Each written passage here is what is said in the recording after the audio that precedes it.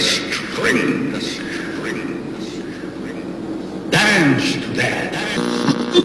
Para dar inicio a una nueva sesión de Pink Floyd. Es un invento de la CIA. Tonight we have a very special guest, a man who has written over 30 books, who's an internationally known figure as an author, lecturer, philosopher, a stand-up comedian, a sit-down comedian, stand-up philosopher, you name it, Mr. Robert Anton Wilson. Bob, thanks very much for being here tonight. Oh, it's a pleasure. Y tenemos desde el otro lado al señor Sirius Matsu, así conocido... Popularmente conocido, que será el invitado después de haber tenido como un movimiento técnico aquí para lograr entablar esta comunicación. Yo llegué para el momento de la cerveza. Mirá, bueno. Ahora, claro, a vos ya sos, Cocote, vos ya sos, así que ya no tengo que declararte. A vos, José, a vos, Rodrigo, y a todos los oyentes los declaro papas discordianos. Vamos. Con todo empezamos. Pero yo soy papas discordianos, papas, papisas, papeses, papusas. Bueno, no llegamos porque ya ahí ya nos metemos en terreno peligroso. Pero yo soy pastafarí, eso no va en contra, digamos, que puedo... Nada va en contra del discordianismo y el discordianismo va en contra de todo. Vamos, porque precisamente vamos a hablar hoy un poco de discordianismo, vamos a hablar un poco de la traducción también que usted ha realizado de la obra del señor Anton Wilson y Robert Sheik. Así que bueno, yo todavía me tengo que poner en contacto con la editorial porque quiero mi ejemplar. Estamos hablando de la trilogía Illuminatus, para quienes no... Claro, hace muy poco editada la traducción por Orsini Press, una editorial española que está en Barcelona, dirigida por el amigo Hugo Camacho, y sacó una edición preciosa del libro. Mira, lo tengo acá, tapa dura. Está bueno. También hicieron una edición del Principia de Discordia, muy bonita. Tienen que entrar al Berkami de la editorial los que quieran averiguar. ¿Esta es la primera traducción al español que hay o me equivoco? Sí, es la primera. De hecho, o sea, cuando lo traduje la cuestión fue esa. Yo a Robert Anton Wilson lo empecé a leer, ponele a principios de los 90, en el 92, 93.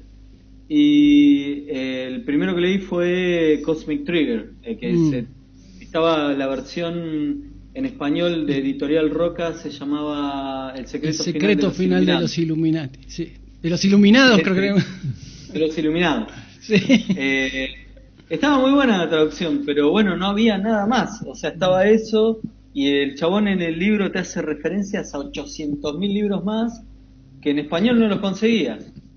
Eso fue en el año... Siriu, perdona que te corte. Para alguien que puede estar escuchando en este momento y no tiene ni puta idea de la trilogía, así como le harías un breve, no sé, definición no es la palabra, como si lo tuvieses que vender. ¿No? Es raro definirlo, ¿no? Definir, porque es un libro súper inclasificable.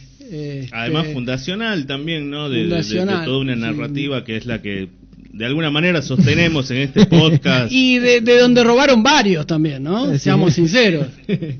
En el libro mismo hay como una especie de loop donde el libro se hace una especie de review del mismo libro. Sí. Hay un personaje que se llama Epicene Wildblood, que es un crítico literario que hace la crítica del libro, lo hace mierda el libro, dentro del mismo libro. Y dice que si El Señor de los Anillos es un cuento de hadas para adultos, dice, la trilogía de Illuminatus es una especie de cuento de hadas para los paranoicos. Una cosa así, dice. Ellos mismos se toman el pelo, ¿no? En el mismo libro. Illuminatus es una especie de amalgama entre novela de ciencia ficción, novela policíaca, muy conspiranoica. Robert Anton Wilson y Robert Shea trabajaban en esa época en la editorial de Playboy. Estamos hablando del año 68, ¿no? 67, 68. Y eran los que recibían las cartas de los lectores. Y los chabones recibían 800.000, como ahora, ¿no? O sea, como estar en internet ahora, porque era eso, ¿no? Era como la internet de ese momento. Leyendo delirios de los lectores y ellos respondían. Entonces, recibían 800.000 teorías conspiranoicas de un montón de gente. Bueno, conspiranoicas no las llamaban de esa manera en esa época, ¿no? Pero teorías alternativas llamaban. Y entonces un día los tipos dijeron, podemos hacer un libro con todo esto, ¿no? Y lo hicieron. Y vaya. De hecho, podría ser la tesis qué pasaría si todas las teorías conspirativas fueran realidad, ¿no? Porque están... Eso es lo que se pusieron ellos. Eso se pusieron ellos en la cabeza. Dijeron, che, pará, mira, ¿qué hacemos si todas estas son reales? Sí, pero pará, hay algunas que están en contra de otras teorías conspirativas, se contradicen. Bueno, no importa, que sean las dos reales, ¿viste? Está bien, bueno, y eso es lo que hicieron. Que creo que eso es lo divertido del libro, porque se va transformando a cada momento, porque además está la investigación adentro del libro y cada uno tiene sus teorías de cómo se estructura la realidad de alguna manera. Claro, tal cual, sí.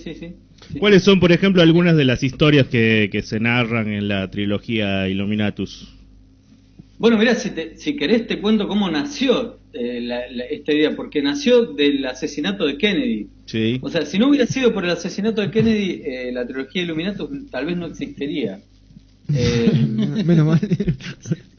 Bueno, no fue el pedo. Porque ese salió. Le volaron los sesos a Kennedy, bueno, algo bueno salió de eso. Fue así, los creadores del discordianismo, bueno, para los oyentes que no saben, el discordianismo es una antiquísima religión inventada en los años 50, a finales de los años 50, por dos chabones que vivían en California, se llamaban Kerry Thornley y Gregory Hill. Los dos eran compañeros de la secundaria, eran locos. Todavía no existía el hipismo, pero hoy diríamos eran medio hippies. Bueno, en esa época serían medio beats, ¿no? Eran medio beatniks. Los chabones les gustaba hablar de filosofía, no sé, mitología, etcétera, etcétera. Y se juntaban a hablar y un día salió la idea de que ¿por qué hay tanto caos en el mundo, no? Bueno, en realidad la idea salió de que Thornley, ambos escribían, ¿no? Y Thornley había escrito un poema sobre del caos salía el orden. Entonces Hill le dijo algo así como que no, pará. El orden es algo que nosotros le imponemos a la realidad para entenderla, pero el orden en realidad no existe, así como no existe tampoco el desorden. Lo que existe es un caos sobre el que imponemos ese orden y ese desorden. Y le dijo, los griegos tenían una diosa para esto, y esa diosa era Eris, que era la diosa de la discordia. Y ahí salió la idea del discordianismo, ¿no? In around 1973, I became convinced for a while that I was receiving messages from outer space. But then a psychic reader told me I was actually channeling an ancient Chinese philosopher, and another psychic reader told me I was channeling a medieval Irish bard. And at that time, I started reading neurology, and I decided it was just my right brain talking to my left brain. And then I went to Ireland, and I found out it was actually a 6-foot-tall white rabbit. They call it the puka, and the Irish know all about it. So it depends on who I'm talking to, which of these metaphors I use to explain where these weird patterns come from that jump out of the books and take hold of the readers and change their lives. It's not me, it's a 6-foot-tall white rabbit from County Kerry. Mencionaba también el pastafarismo, ¿no? Que es como esta religión inventada, paródica, para criticar también de alguna forma el creacionismo, que empieza a generar adeptos, ¿no? Que me imagino el discordianismo también. Sí, hay varias religiones paródicas, ¿no? Yo creo que uno podría también trazar una línea de influencias de cosas que salen del discordianismo, como, no sé... Bueno, el subgenio sale directamente del discordianismo. Sí. O sea, son ellos mismos, el reverendo Ivan Stang, él mismo dice que salieron por la idea del discordianismo. Y yo creo que el pastafarismo también sale un poco de ahí, ¿no? Después que se creó esta religión paródica, si se quiere llamar así. Claro, el pastafarismo es mucho más reciente, debe ser el 2000, claro. El cambio de siglo, claro, quizá. Sí. ¿Y cómo hace uno que si quiere la gente en su casa unirse al discordianismo? Ya son todos papas, si nos escucharon son todos papas, ¿no? No, nosotros. No, pará. Mándenme plata. Bueno. No, era joda. No, simplemente se dicen, yo soy un discordiano y me la banco, vengan de a uno. Yo soy un papa discordiano. Exactamente. No tiene, el discordianismo no tiene, al principio tenía como escalafones. En un momento Hill y Thornley se cansaron de mandar como lo que eran las iniciaciones así por correo y dijeron, más sí, son todos papas, son la autoridad máxima del discordianismo, no ocupamos las pelotas. Ya está. Led Professor Finnegan to invent parapsychology, the science of things that you see but you can't believe. And one of the things he saw that he couldn't believe was that nothing is normal. The normal, he decided, is purely an English invention. It derives from mathematics. The normal and the average are statistical abstractions that don't exist. And so he formed PsyCon, of which I am the American director.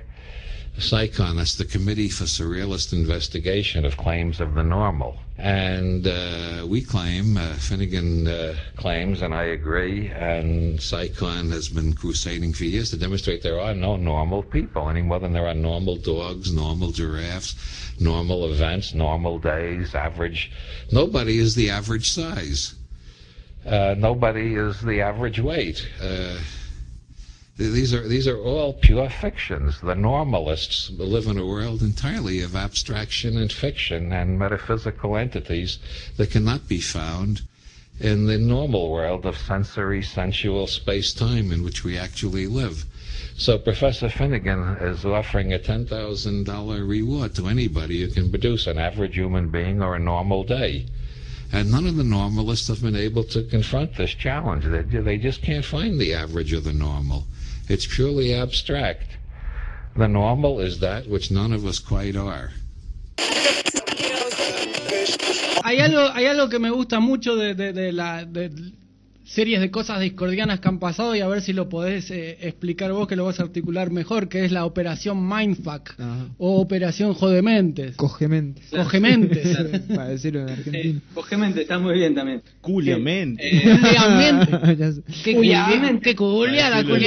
Está muy bien ahí también. Mirá, bueno, ahí también nace de esta idea. Tenemos que retroceder un montón. Retroceda el asesinato de Kennedy, porque viene de ahí. Bueno, resulta que este chabón, uno de los creadores de esta religión, Kerry Thornley, que dentro de lo que es el Principia Discordia, es Lord Omar Khayyam Ravenhurst, ese es su nombre discordiano. El loco, cuando hizo el servicio militar, o el equivalente a lo que sería el servicio militar en Estados Unidos, que era ir a unas bases más allá, ¿viste? En el mar. El loco fue compañero de Lee Harvey Oswald. Estamos hablando del año 50 y pico, o 60, ponele, pero fácil 3 o 4 años antes del asesinato de Kennedy. Y se hizo amigo del loco, y hasta incluso empezó a escribir un libro sobre el chabón mucho antes del asesinato. Cuando volvió se dejaron de ver, ¿no? Cuando volvió a Estados Unidos y continuó con lo del discordianismo con Hill, se fue a vivir a Nueva Orleans, y ahí se enteró todo el mundo se enteró del asesinato de Kennedy, y el tipo, Thornley, se presentó a declarar para la comisión Warren, ¿no? Que él lo conocía, que a Lee Harvey Oswald, que no le parecía un tipo que pudiera hacer algo así, pero que bueno, si había sido eso, que tenía ideología marxista, el chabón, ¿viste? Sí. Todo lo que se barajaba en ese momento. Claro, había estado en Rusia Lee Harvey Oswald, ¿no? Había estado en Rusia, la mujer era rusa. La mujer era rusa. Lee Harvey Oswald. O sea, es algo muy... Igual, todo lo de Lee Harvey Oswald es todo muy sospechoso. Sí, todo es raro. Todo es raro, ¿verdad? O sea, el tipo en plena Guerra Fría lo dejaron ir a Rusia, ir y volver, sí.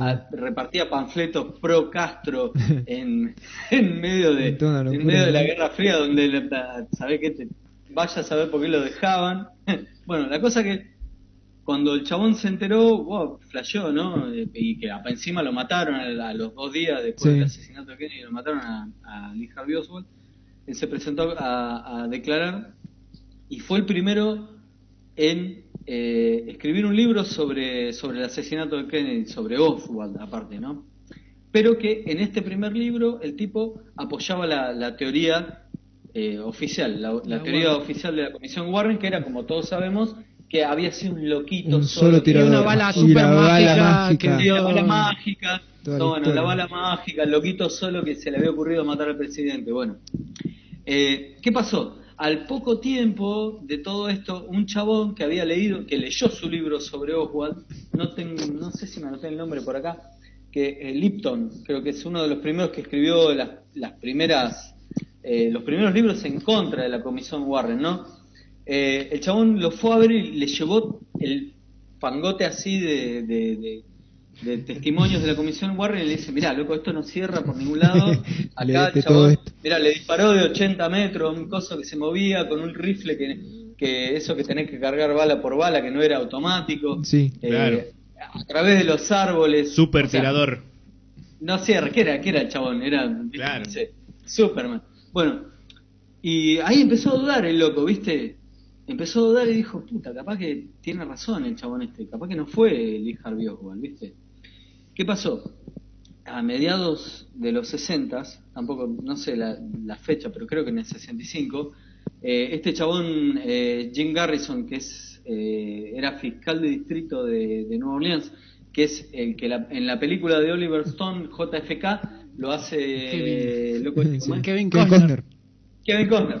Ahí, Kevin Costner. Que está medio idealizado, ¿no? El Garrison de Oliver Stone en esa película. Aparte, era fachero, vos lo ves a Garrison. No era tan creo que era bastante alcohólico Garrison, ¿no?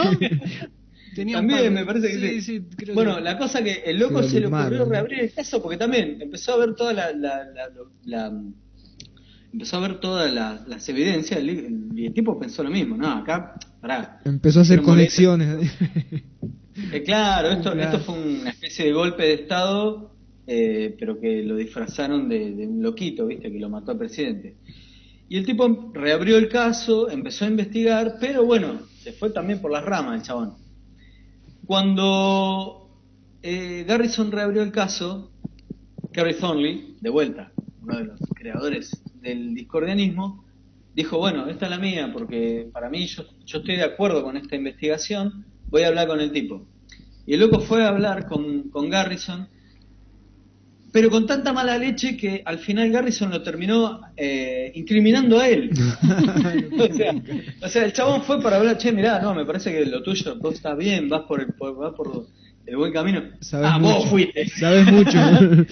Vos le hiciste boleta, ¿viste? Bueno, la cosa que lo incriminó a él como una especie de segundo Lee Harvey Oswald. Segundo tirador, ¿no? Es el que estaba claro del otro. Si no lo agarraban al otro, lo agarraban a él, ¿viste? Una cosa así. Entonces el chabón se agarró una moto bárbara porque dijo, ¿qué onda, loco? O sea, ¿viste? Yo quiero ir a ayudar y me quedo repegado. Claro. Bueno, la cosa es que el loco, ya a esta altura, el chabón ya había adoptado una ideología muy anarquista. También su recorrido ideológico pasó del marxismo que compartía con Lee Harvey Oswald, ¿no? en el ejército. Del anarquismo pasó al objetivismo de Ayn Rand, ¿no? O el libertarismo, diríamos hoy. Libertarismo primigenio. Claro. Y de ahí se desencantó del libertarismo ese y pasó directamente al anarquismo. Y empezó a publicar un fanzine, ya para esta altura, ¿no? Para cuando lo conoce a Garrison. Y ahí, donde pasa este quilombo con Garrison, lo conoce a Robert Anton Wilson también. En el año 66, más o menos, estamos hablando. Que Wilson estaba trabajando en Playboy. Claro, y Kerry Thornley publicaba una revista anarquista que se llamaba... no me la noté. Pero algo como de Libertarian, algo así.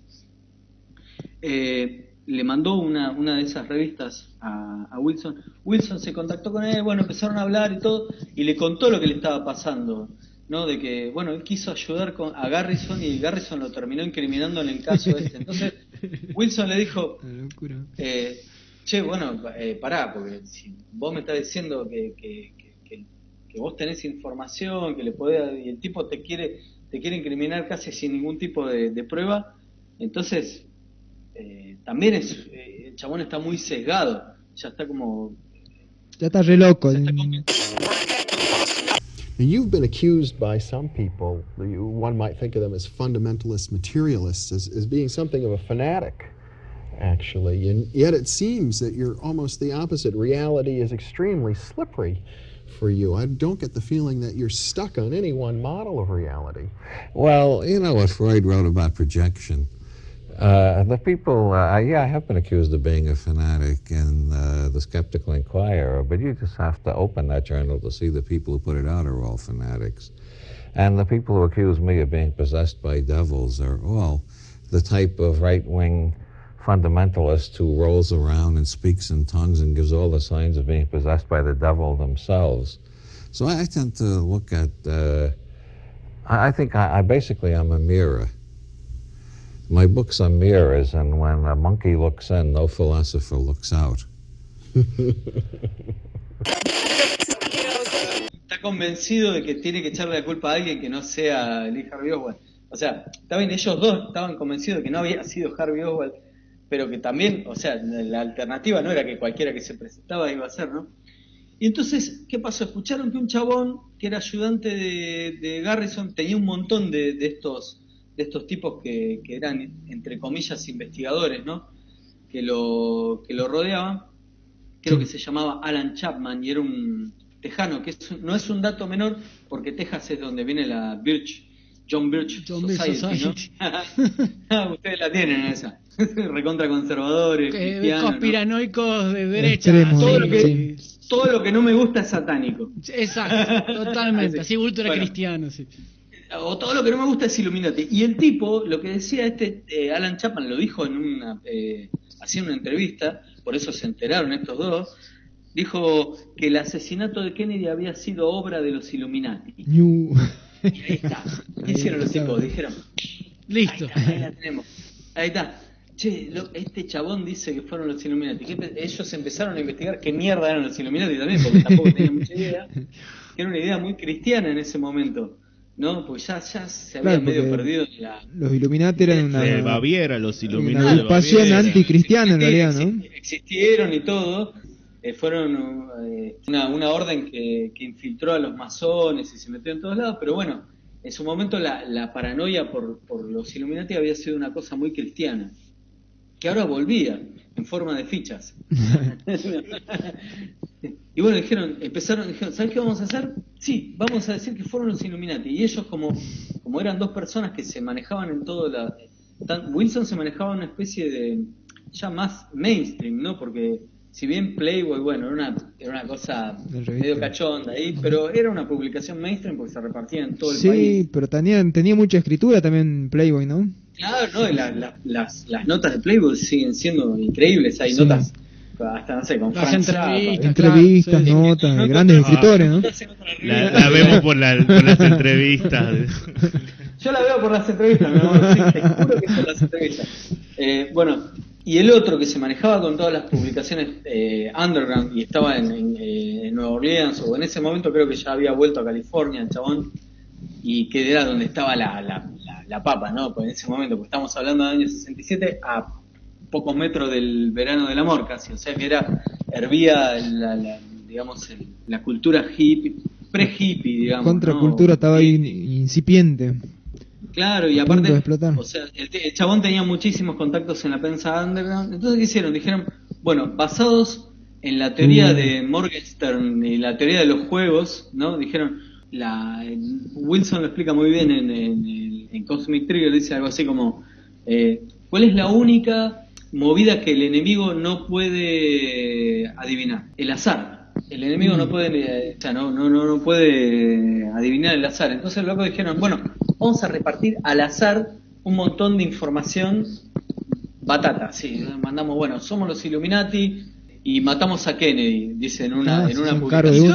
Aclaremos que todo para cagarse de risa también, ¿no? Yo me los imagino cagándose de risa. Para joderle la mente a Garrison, ¿no? Le estaba echando la culpa de haber matado a Kennedy a Coso.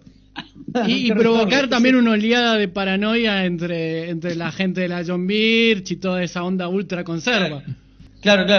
Y los tipos lo que decían, Wilson también lo que decía era, bueno, mirá, en toda esta especie de guiso de de pelotudeces que se publican, porque en un momento llegó, hasta había cosas que se publicaban que no la habían inventado ellos, pero que parecía salida del discordianismo. Entonces, donde empezaron hicieron un trabajo así de hormiga de ir sembrando en distintas publicaciones y hasta, no sé, poniendo panfletos, viste, en lugares de que habían sido los Illuminati y que había una sociedad secreta que luchaba contra los Illuminati y eran los discordianos. Entonces, la gente digamos que eran trolls y divulgadores de fake news antes de que existan esos términos. Exactamente, tal cual. Avanzados total. Inventaron el trollismo. Y los locos dicen que para ellos no era solamente una broma, para ellos era, sí, era una broma, pero era una cuestión trickster, ¿no? Una cuestión de decir, bueno, alguien, todo este guiso de cosas, va a levantar la cabeza por sobre todo este caos y esta cosa y va a ver algo mejor, ¿no? Va a comprender que no solo las cosas que inventamos nosotros para cagarnos de risa, sino tanto como las cosas que inventan los medios, o que inventan los medios tanto de la izquierda como de la derecha, medios oficiales, poder. Y alguien va a levantar la cabeza por sobre eso y va a decir, ajá. O sea, va a tener como una especie de... Esa era, decían ellos, la iluminación discordiana.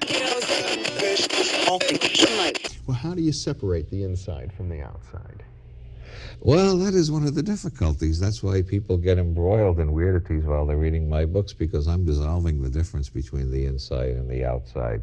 Like most people think their head is inside the universe, but I have demonstrated in several of my books that the universe is inside our heads. Our head is outside the universe. This whole studio, for instance, it's got to be inside my head or I wouldn't be aware of it. I've got a model of it inside my head. Mm-hmm. Now, inside that model of the studio is a model of me. And on top of the model of me is a model of my head. But that's not my real head. My real head contains the studio and my body and this model of a head. And it's the same with the whole universe. The whole universe is a model contained in my head, which contains a model of my head. So I've got two heads, the head outside the universe and the head inside the universe. Now, that should be perfectly clear.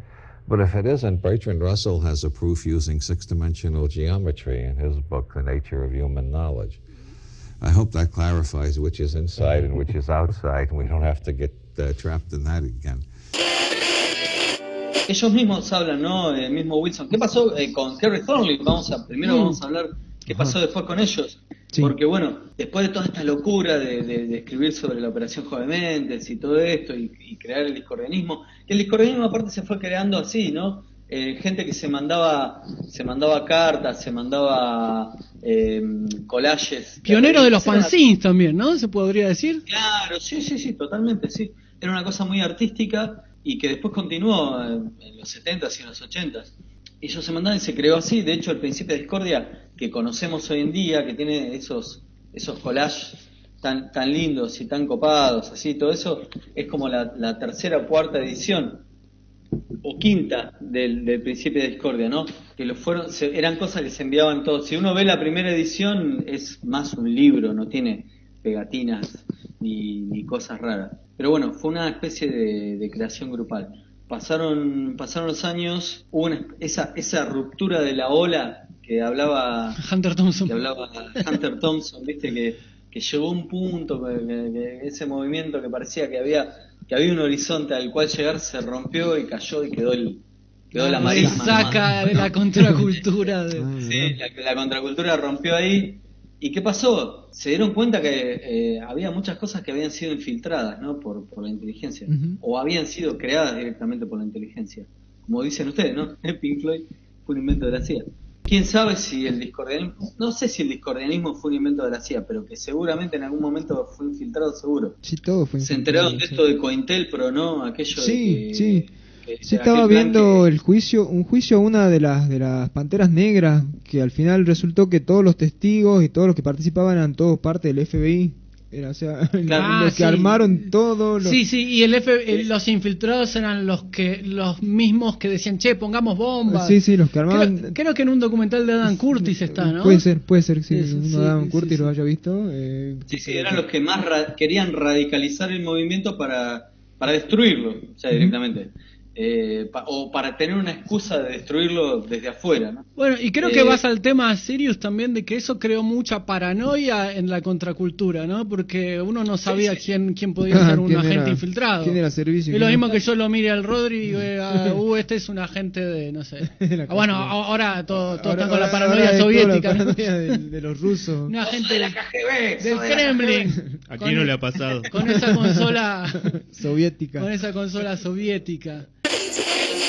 Well, one of the points that you often make is that we get caught up in these apparent paradoxes because of linguistic habits and a habit that we've had since the time of Aristotle of thinking in terms of syllogistic logic. Well, yeah, I believe our language, we can only see what we observe, and we can only observe what we have categories for in our language. That's known as the Whorf hypothesis in anthropology. Actually, it goes back to Guillaume Battista Vico, an 18th century Neapolitan who has been a major influence on me as well as on James Joyce. And my books are full of neologisms and odd uses of language just to break through the habits of perception that are conditioned by using ordinary English. Mm-hmm. Al amigo Thornley también le agarró un brote paranoico en alguna época. Claro, ¿no? a eso íbamos justo, que es lo que quería llegar, que es que el chabón en un momento de su vida se encontró revisando de vuelta todo esto de lo de Kennedy, y lo que le había dicho lo que le había dicho Garrison a Thornley, que él había sido como una especie de agente dormido, ¿no? Una cosa así. Y él se la empezó a creer esa narrativa, ¿no? Él dijo, para. ¿Y qué tal si fue así? Era cara y no se daba cuenta. Y si yo era el segundo Thornley y ahora me estoy dando cuenta... Como un candidato mancuriano, digamos. Claro, porque ¿cómo alguien que es de MK Ultra se va a dar cuenta de su condición de MK Ultra? No se pero puede. Porque el loco estuvo... Mira, primero que hicieron mucho ácido y hay parte de su vida que el loco seguro se acuerda ni en pedo. Sí. O sea, el mismo Wilson también dice que, bueno, en el momento de su vida que... Escena eliminada, como dice Homero. eliminada, fin. Que además, bueno, más allá de toda la iluminación o lo que te traiga la experiencia psicodélica, también es una cuestión manipulable, ¿no? Y el tipo, como había estado en la... Estuvo en el ejército. Claro, en el ejército, en la marina había estado, aparte, muy jodido, ¿no? Navy, Marine, ¿viste? El cuerpo de los Marines, sí. Claro.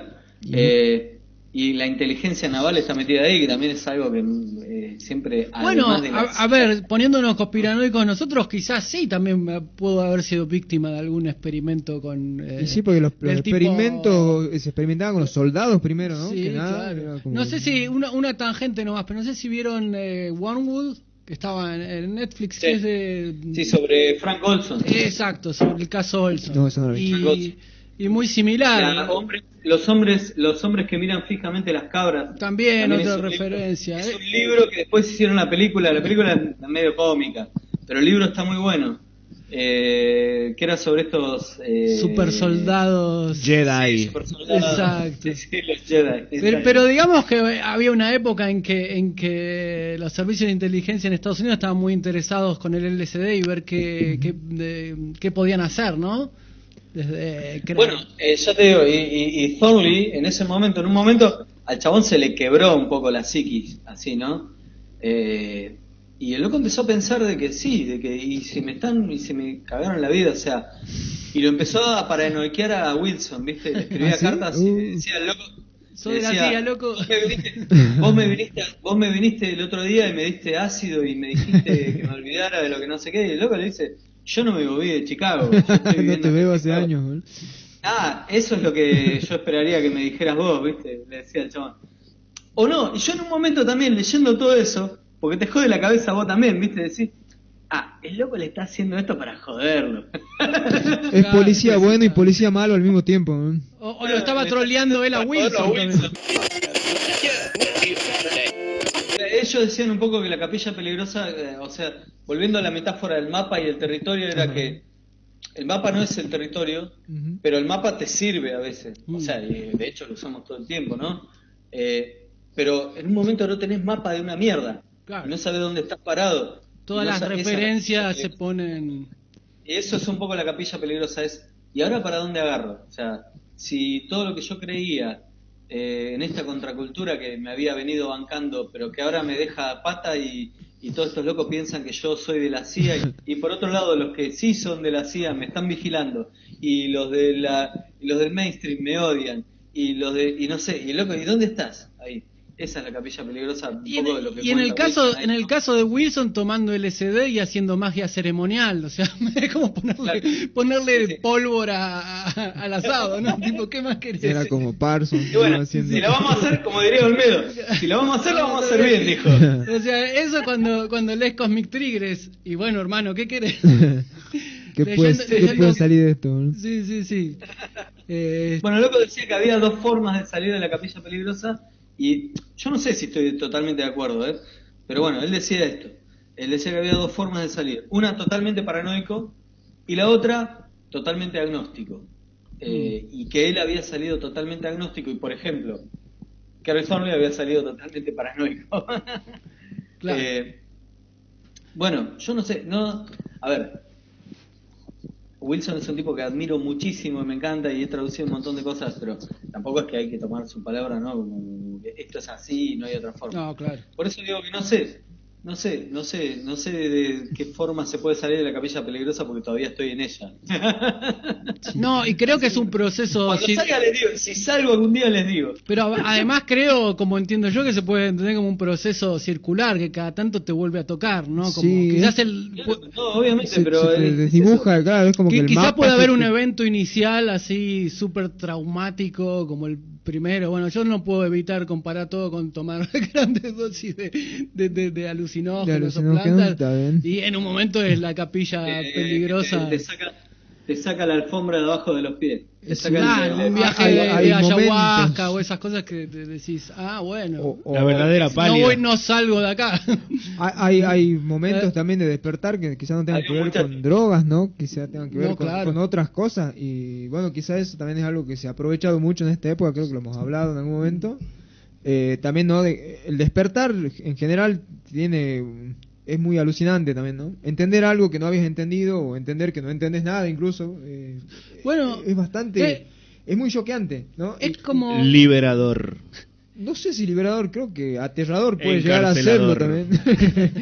Pero ambas me parece que otra vez estaba viendo un documental que se llama The Sound and Vision, que está muy bueno, que es de unos locos que son productores de un proyecto, creo que se llama algo así como Sync Book, el libro de la sincronicidad, algo así. Está muy bueno, el documental no es muy largo y es una especie de cut-up medio raro. Y en una parte hablan del mal viaje, ¿no? Sí. De tomar un alucinógeno o una droga psicodélica y tener un mal viaje.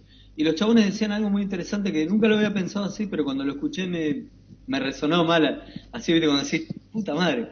Y decían, tal vez... o sea, la finalidad del viaje en realidad no es tener un viaje, ¡ay, qué lindo! Sino es realmente el mal viaje. El mal viaje es la mejor parte porque te enfrenta... ¿Y dónde aprendés? Directamente, ¿no?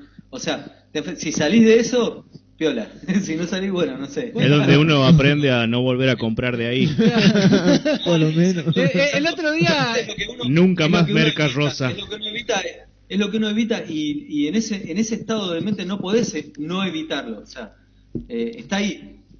Vos lo querés evitar y te va a enfrentar a vos. El otro día estábamos hablando de algo parecido con unos amigos, que era que hay ciertos como Valium y esos que cortan el viaje de ácido, ¿no? Ajá. Y un amigo decía, haber sabido antes, mirá la cantidad de malos viajes que... Y después, paso seguido, lo primero que dijo es, no, en realidad no. O sea, porque la joda es haberlo pasado, es que y es donde realmente, y extrapolémonos, también no solo para experiencias psicodélicas, sino para... En general... Para la vida en general, es como no podés vivir la vida sin lo malo, o sea, sí, podés, pero no podés, sino Es una vida incompleta, creo, ¿no? O sea, tenés que enfrentarte con lo malo que te pasa. Que también es una cosa media jodida con esto de la cultura de la cancelación, de que no se quiere ver lo negativo nunca, ¿no? Sí. O cancelarlo así, no verlo directamente, ¿viste? No enfrentar también, ¿no? Es que tiene algo que hay que enfrentar, ¿no? Lo negativo hay que enfrentarlo, también hay que ver qué hace uno con eso, ¿no? No se puede escapar toda la vida de algo, ¿no? Sí, tal cual. ¿Y qué veníamos hablando? No me acuerdo. Veníamos de la jodementes y después pasamos a la paranoia. I am naturally furious. They're threatening me with a life of steady pain until I die. That's what they're threatening me with. Of course I'm pissed off at them. And it's not just for my own sake, but it's for the sake of all the AIDS patients, all the cancer patients, all the other people who are, well, for whom life is bearable because they can get some marijuana in one form or another. It is one of the best painkillers known, and it's not addictive, and it has an extra added benefit, the high, which is what the SOG is afraid of. They don't want anybody to get high because people who are high get happy, and people who get happy get ambitious and uppity and rambunctious. They want everybody to be depressed. But the high is part of the cure. No sé si escucharon ese comentario de Eric Davis que dice que estamos en un momento capilla peligrosa pero masivo. Global. Desde Capillón peligroso. Claro, desde el 2020 al menos, yo creo que de antes. Capilla Sixtina del pero peligro. ¿Se puede extrapolar, Sirius, así como, ¿qué te parece ese comentario? Yo no sé, o sea, viéndolo como a distancia, ¿sí? A veces exageramos mucho el momento en el que estamos viviendo. Total, sí. O sea, esto que pasamos de la pandemia, qué sé yo, no sé. Me ha parecido que hubieron reacciones que también contra el hecho de que estuvimos encerrados y todo eso, que eran muy exageradas, ¿no? Por ejemplo, gente quejándose de vivir en una dictadura. A veces me parecía que era una exageración también, ¿no? Decir que... Sí, tampoco fue tan jodido. No sé si fue Yo tan creo que es jodido. el efecto amplificador de los medios que crean como patologías mentales. A mí sí me agarró en un gobierno de facto que lo utilizaba políticamente. Sí. Entonces saber que existe el potencial de ese precedente de que capaz que te agarra con un gobierno que no es muy piola... Como le pasó a Canadá o a Australia, Claro, bueno, ahí tenés un ejemplo muy muy interesante que es, porque nosotros a veces también nos ponemos siempre de mal ejemplo, de somos un país de mierda, del tercer mundo, que no sé qué sé yo, no la pasamos también, y supuestamente lo que son el primer mundo como Canadá y Australia, los locos la están pasando mal en serio, o sea, no hay leyes terribles que no te dejan salir a la calle, te meten multa, te meten en cana. O sea, y es gracioso porque eran los países que hasta antes de la pandemia todo el mundo eran quería ir a laburar, ¿no? Los ejemplos eran los ejemplos del mundo. Sí, ponían ejemplos, o donde se iba a laburar la gente, ¿verdad? Y bueno, no sé, qué sé yo. Pero, a ver, sin irnos demasiado de la trilogía Illuminato, estamos repasando un poco también las otras obras de Anton Wilson, el discordianismo. Y para volver a la trilogía en sí, a la traducción que usted ha realizado, compadre Sirius, ¿cuál sería como la importancia de retomar este libro, ¿no? Y poder leerlo ahora en español? Mira, yo creo que es una obra satírica genial. Es más, de hecho, te voy a leer la primera línea y vas a ver si no te sentís identificado, tocado por lo que está pasando ahora, si no te sentís identificado por lo que está pasando ahora. La primera línea del libro: fue el año en que finalmente inmanentizaron el escatón. El 1 de abril las potencias mundiales estuvieron más cerca que nunca de desencadenar un conflicto nuclear por culpa de una recóndita isla llamada Fernando Po. Bueno, cambiemos Fernando Po por Ucrania y Crimea. Ya lo tenemos. O sea, arranca así el libro: inmanentizar el escatón, si no saben lo que es hacer inmanente lo último. Escatón quiere decir lo último, ¿no? Como el fin del universo, el fin del mundo. Escatología, ¿no? Viene, creo. Claro, escatología, lo último. Y inmanentizar es hacer inmanente. O sea, y creo, a ver, corríjanme si estoy diciendo mal, pero ¿qué día fue la invasión a Ucrania? El primero, la invasión de Ucrania fue el 22 de febrero y acá empieza el 1 de abril. Así que vamos a ver qué pasa el 1 de abril y después hablamos. Vamos cerquita. I should have brought my shades with me and look more sinister. No, these are kind of LA type clothes, I suppose. If I had shades on too, everybody'd be sure I was here to peddle cocaine. You can get exactly the same effect as cocaine by putting talcum powder up your nose, rubbing it in with sandpaper, and then running around the house burning all the money you can find.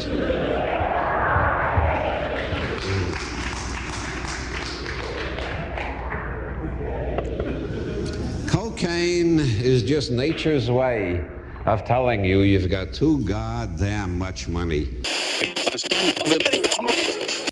Otro fenómeno que se ha dado que en los últimos 10 años o 5 años, que muchas de las cosas que nos interesaban a nosotros, o sea, a Wilson o cosas contraculturales, todo eso fue al mainstream y terminan en series de Netflix, muchas veces hecho de una manera muy trucha, pero yo me acuerdo que cuando uno era pendejo ahí se interesaba por esas cosas, a nadie le interesaba. No. Y no lo digo en el sentido, a mí me interesaba, ni siquiera con algo como Los Expedientes Secretos X, que era una serie muy mainstream, pero no despertaba. Mirá, eso que están hablando es algo que me parece muy interesante en lo de QAnon.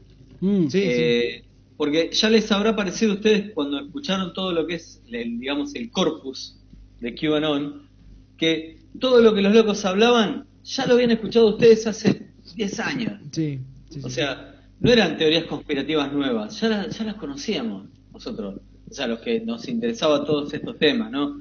Ya venían del tiempo de las bases subterráneas, venían de la base de Dulce y todo eso venía de los años 80. Es como cuando uno ve una banda de covers así, de música que escuchaba cuando tenía 15 años y mal tocada, ¿no?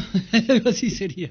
Claro, o no, es como cuando vos escuchás una banda y te recopa y de golpe se hace mainstream y la conoce todo el mundo y vos decís, loco, yo la escuchaba antes. Pero a nadie le importa. Creo que con Canon hay un factor también de tiempo. Uno tuvo décadas para asimilar un montón de información, pasar por sentirse un poco perturbado, por cagarse risa, pues sí, cómo hay gente que cree en esto. Eso es mucha gente. Bueno, el comediante Tim Dillon tiene una especie de chiste o explicación que dice: la gente de Canon es gente que le dieron mucha información, que pasaron de ver fútbol americano a ser bombardeado de mucha información, vieron algo muy delirante, pero quizás vieron el 1% posta y después se les quemó el cerebro, y una vez que vos aceptás una cosa es como que todo vale, ¿no? Listo, ya está abierta la puerta y cualquier cosa puede ser cierta, y ¿no? gente que se le derritió el cerebro porque no es lo mismo, y que no pueden salir, ¿no? O sea, como que esa narrativa estuvimos viendo hasta hace poco que estaban esperando que resucite Kennedy, estaban haciendo Kennedy Jr. Vigilia. Pero ni siquiera claro, Junior, ni siquiera el original, ¿viste? No, pero y creo que deben seguir ahí, ¿no? Si alguien están va esperando, deben seguir. ¿Sabés qué pasa? El otro día lo escuchaba un loco, no me acuerdo cómo se llama el chabón, pero muy interesante, creo que Jeffrey, no me acuerdo el nombre. El tipo decía esto, eran el gran, como digamos, la masa crítica de QAnon son boomers, o sea, gente de entre 50 y 70. Ok. Por decir una cosa, la masa crítica, no estoy hablando que todos sean, pero como que era esta generación boomer que había descubierto la contracultura de Internet tarde. O sea, todo lo que nosotros venimos viendo a comienzos de la década del 2000 en Internet, los locos lo agarraron ahora, todo junto de golpe. Y multiplicado. Entonces, multiplicado por 10.000. Y aparte, no solamente multiplicado, sino... en tiempos más dramáticos. Claro, asusados, ¿no? Como asusados por... Se lo metieron así, ¿no? Como con una inyección. Y en tiempos más dramáticos, pues yo me acuerdo que cuando con mis amigos consumíamos material de contracultura y entre todas las cosas... Claro, entre todas las cosas... En cambio ahora es como que te están poniendo que es la destrucción del mundo, ¿no? Para mí siempre era un ejercicio de leer todo como ciencia ficción, divertirme y tomar como posibilidades. Así lo empecé a ver esto. Para mí esta contracultura es mi ciencia ficción en general. real, ¿no? Cuando Total, veo claro. cosas de la Federación Galáctica, me cago de risa. Esto es mi ciencia ficción cotidiana, así me escucho un video mientras laburo. Cuando bajen no va a ser lo mismo, no va a ser lo mismo. Ahí quiero ver quién se ríe. Pero claro, esta gente que... Va a venir Astar Sheran y te va a dar chascar en la cola. A mí la conspiranoia metafísica siempre me gustó, porque hay un fenómeno que cuando empezás a comer muchos hongos y muchas cosas en grandes dosis, si vos no te encontrás con una conspiración metafísica o con varias, es porque no lo estás haciendo bien. Aparece. Sí, aparece. Yo me acuerdo de estar de San Pedro y me contaban unas historias y así creamos el mundo. Pero vinieron los negros de la me decían los seres de las sombras, y yo estaba y escuchaba voces, ¿viste? Loco, y es como una especie de esquizofrenia espiritual, ¿no? Una especie así de, bueno, algo me ha pasado al respecto. Entonces puede tomar plantas, ¿viste? Que todo es detección de patrón. Con Floripondio, que todavía tengo unas alucinaciones que bueno, pero esa es bien darky. Esa es fiera, che, es fiera, pero... A mí me ha pasado con una esa de milanesa de 2 por 50 pesos del Parque San Martín, y me agarró una salmonelosis que, ¿sabes qué? He visto ahí, he comprendido, así que soy uno con el universo después de esa salmonelosis. Yo me clavé un chori antes de venir acá. Y fue una experiencia psicodélica. Sí, ahí en la San Martín. We are living in very weird times. The world is changing faster and faster, which I think is due to the acceleration of information flow in the modern world. Information is increasing, and the transmission of information is going faster and faster due to internet and the whole computer revolution, which means that most people are living in a world they can't understand. And when people can't understand something, they tend to go for sinister explanations of it. Somebody is manipulating things in a way I don't like. Mm-hmm. That's the way people feel when things change too fast and they can't understand it. ¿Qué? ¿Pinchón? No, la Biblia. En posta, ¿no? Ojo, el apóstol Pinchón. El apóstol Pinchón. Alto viaje psicodélico el Apocalipsis igual. Está bien, sí, por supuesto. El libro de Juan está bueno también. El Evangelio de Juan alto viaje es bueno. Psicodélico. ¿Y si yo me traigo los evangelios gnósticos, queda como libro religioso o no? Yo creo que puede pensar. Pasa, ¿no? Pasa. Más que son medio iliteratos los del servicio penitenciario. El Evangelio de San Judas, el Evangelio de Tomás. Que no diga nada raro, ¿viste el título? Ahí pasa. Claro, que diga Evangelio nomás. Pero el otro día me pasó, estaba en una parrilla y el tipo que me atiende, yo estaba leyendo el libro y me dice, ¿está leyendo la palabra del Señor? Me dice. Digo, sí, es un señor el que escribió. Es un señor, realmente. De otro señor. Del señor escritor. Bueno, además vamos a recomendar los podcasts los que usted ha participado, compadre Matsu. Está entre ellos La Capilla Peligrosa, que he estado escuchando algunos capítulos. Además está el Garaje Hermético. Y perdón, vamos a recomendar el blog La Manzana Dorada. Ajá. Que es como la introducción en español a todo lo que tiene que ver con discordianismo. Ahí empezó a traducir cosas, ¿no? Sí. Sirius. Es como la fuente autorizada, no autorizada. Para quienes se interesen por conocer un poco más de esta... De la cultura en la que vivimos ahora. De cómo llegamos a esta mierda. Cómo hemos llegado a este momento del presente. De cómo llegamos al escatón. Exactamente. La culpa la tiene Eris. La culpa la tiene Cómo Eris se apoderó del mundo. No sé si ustedes tienen algo más para preguntarle al compadre Matsu ahí en... No sé de dónde estamos comunicándonos. ¿Dónde está usted? Yo acá en la ciudad de Bahía Blanca. En Bahía Blanca, bueno... En provincia de Buenos Aires, República Argentina, llamada por los nativos acá, Pampa, y por los mapuches, Huecubú Mapú, que quiere decir algo así como la tierra de Huecufú, que era una especie de espíritu maligno. Así que bueno. Buen lugar para estar. Es como Twin Peaks. Generalmente como tierra del diablo. Está el Black Lodge por ahí. Tierra endemoniada. Sí, mal. Y acá vinieron y hicieron una ciudad. Los nativos no llegaban acá donde estamos nosotros. ¿Ah, sí? Había un daba miedo. Había un árbol gualicho en la loma de lo que ahora es Palihue.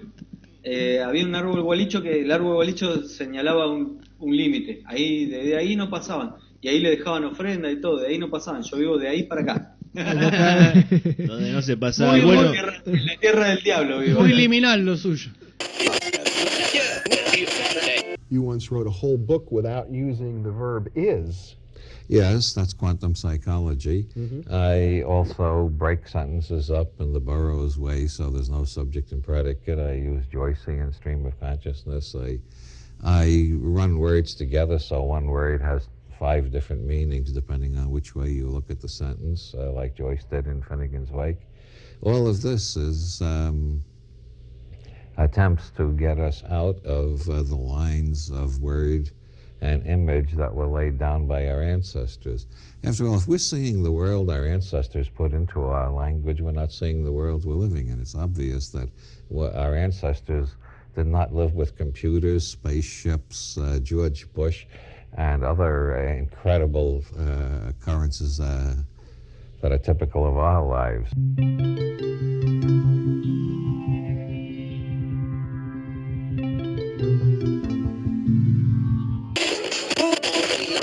I said, empty your mind, be formless, shapeless, like water.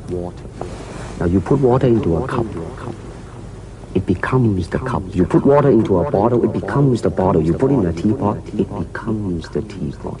Now water can flow or it can crash. Be water, my friend.